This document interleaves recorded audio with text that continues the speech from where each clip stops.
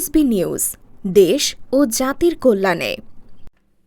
১ নং Sundarpur model union শ্রমিক দলের পূর্ণাঙ্গ কমিটি ঘোষণা উপলক্ষে কর্মী সমাবেশ ও ইফতার মাহফিল অনুষ্ঠিত। মোহাম্মদ শরীফুল ইসলাম, দাউদকান্দি, কুমিল্লা। দাউদকান্দি উপজেলার ১ নং সুন্দরপুর মডেল ইউনিয়ন শ্রমিক দলের পূর্ণাঙ্গ কমিটি ঘোষণা উপলক্ষে কর্মী সমাবেশ ও ইফতার মাহফিল অনুষ্ঠিত হয়েছে।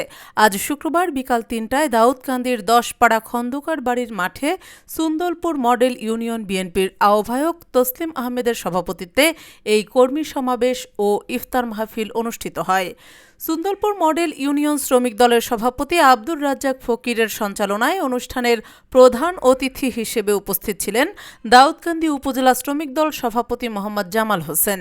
বিশেষ অতিথি কুমিল্লা উত্তর জেলা শ্রমিক দলের যুগ্ম আহ্বায়ক মোহাম্মদ মজিবুল হক প্রধান, দাউদকান্দি উপজেলা শ্রমিক দলের সাধারণ সম্পাদক নজরুল ইসলাম, দাউদকান্দি উপজেলা শ্রমিক দলের কোষাধ্যক্ষ রফিকুল ইসলাম।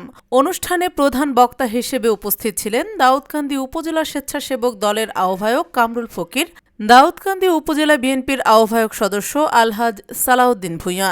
এছাড়াও আরও বক্তব্য রাখেন সুন্দরপুর ইউনিয়ন বিএনপির আহ্বায়ক খোকন সরকার, আমির হোসেন, সুন্দরপুর ইউনিয়ন শ্রমিক দলের সাংগঠনিক সম্পাদক জাকির হোসেন মিয়াজি, ডাক্তার ফরহাদ হোসেন, বারপাড়া ইউনিয়ন শ্রমিক দলের সাধারণ সম্পাদক খোরশেদ আলম, সুন্দরপুর ইউনিয়ন শ্রমিক দলের সাধারণ সম্পাদক ইমন, সুন্দরপুর ইউনিয়ন শ্রমিক দলের সাংগঠনিক সম্পাদক জেসান।